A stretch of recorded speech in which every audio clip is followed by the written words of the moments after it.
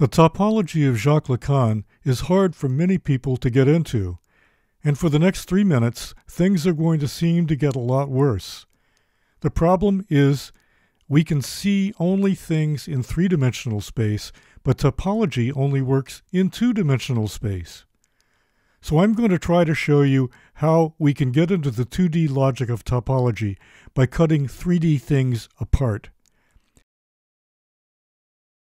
The first form I'd like to work on is the torus, where one cut, called the Villarceau, offers a way into how topology can be understood by something that is incredibly easier to understand, namely inversion. And once I show you how inversion is a matter of induction, you will be all set to see that topology is really the language of cultures everywhere and anywhere. If we could draw just the logic of the 2D torus, it would be a rectangular diagram with two vectors expanding out to opposite corners, then contracting back on the opposite corner. This is called the fundamental polygon, and it relates to the Villarceau cut, which starts at the upper edge of one side of the torus, expands into two circles, and then closes by making a lozenge shape around the central void. At the same time, it creates what's called an interior 8, a way of looping around the torus to make two circles out of one. The interior 8 is really another way of drawing a Mobius band, since the little loop is like the twist of the Mobius. At the same time, this is a picture of what Lacanians call the après-coup, the way we don't understand the beginning of a sentence until we reach the end, which loops back around to revise what we had thought at the beginning. Here's the point where Lacan and Freud weigh in on how topology is also the structure of culture's ways of thinking about impossible things, such as the impossible conjunctions of life and death. In the torus, opposites, such as inside and outside, divergence and convergence, and voids and solids are somehow combined.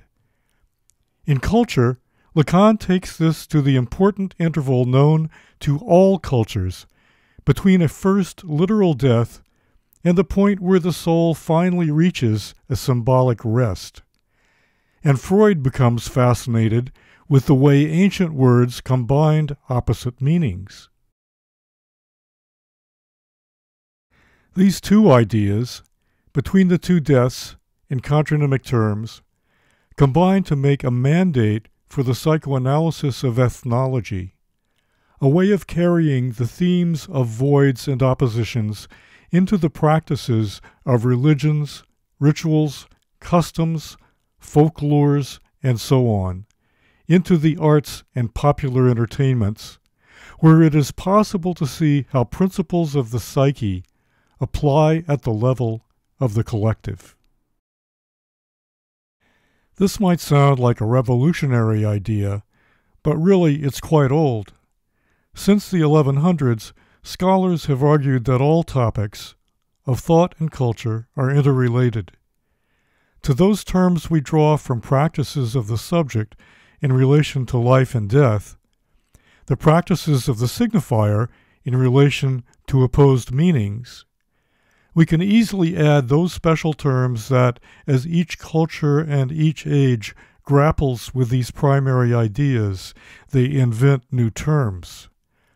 Sometimes ambitious thinkers, such as Raymond Lull, would propose structural schemas for recalling and relating all of these names into a single system, leading from the basics to the most complicated and sophisticated schemas for condensing the many into the one. Lull's schema, which was taught up through the 1500s, was by no means the last or even the first. We could consider all of the so-called ars topica, or topical arts, as attempts to geometricize the relation of the subject to the signifier, beginning possibly with East Asian schemas relating cosmology to divination practices to the layout of cities. The source of Lull's idea was possibly the Arabic Jewish Zarja, forerunner of the modern computer, which Jonathan Swift parodied in his novel Tale of a Tub.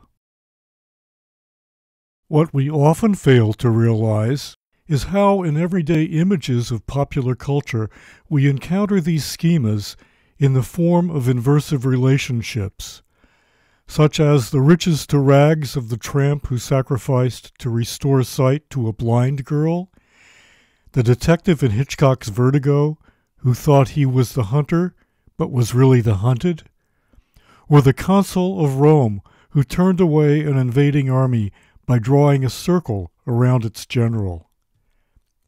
Lacan seems to have understood the effectiveness of inversion when he seized upon the ridiculous figure of Ubu Roy, anti-hero of the surrealist play by Alfred Jarry, who was anything but a likely king of Poland, but without which, Lacan said in Seminar 9, there would be no Poles.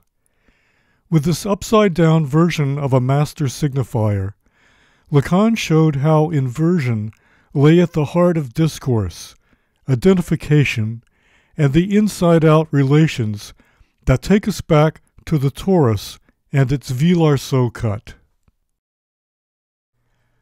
Although inversion geometry, as a formal mathematical enterprise, has only been around since the 1830s, ethnology abounds in cases of inversion going back at least as far as the Cretan paradox, which Lacan exploited at great length in the middle seminars.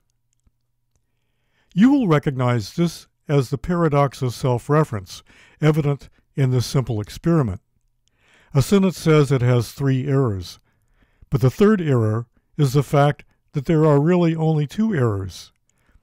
Like the Cretan liar who says all Cretans are liars, it's true and false at the same time, and the failure of the statement at the level of presentation becomes a success at the level of demonstration.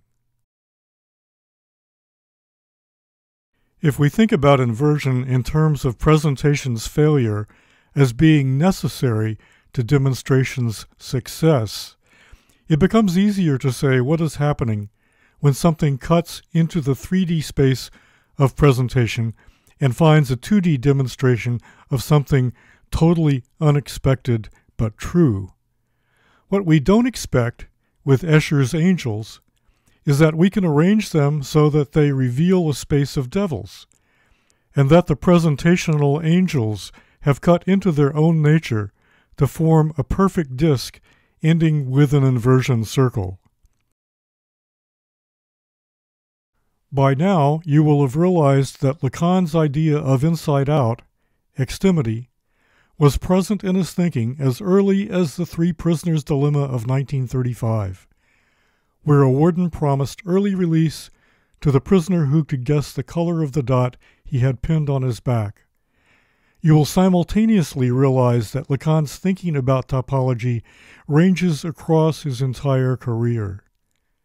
Also, you will have realized that Lacan's interest in antiquity was where he got his idea of the unary trait and the dynamics between presentation and demonstration that would lead to his interest in the torus. We find for ourselves in such obvious cases as pottery designs that zigzag to create cases of inversion and induction, such a wealth that justifies our taking topology to culture rather than to abstract mathematics. If there is a logic to the real, imaginary, and symbolic, it is a cultural logic, with topology already present. Here, our excavations should supply a new vocabulary. We should see in the paralysis of Prometheus, the extensive practices of bodily ornamentation and costume, and the elaborate rituals of marriage, new grounds for proclaiming the radical value of psychoanalysis. If Freud says that psyche is extended but knows nothing of it, we should proclaim a new unconscious that is nothing less than the cultural collective.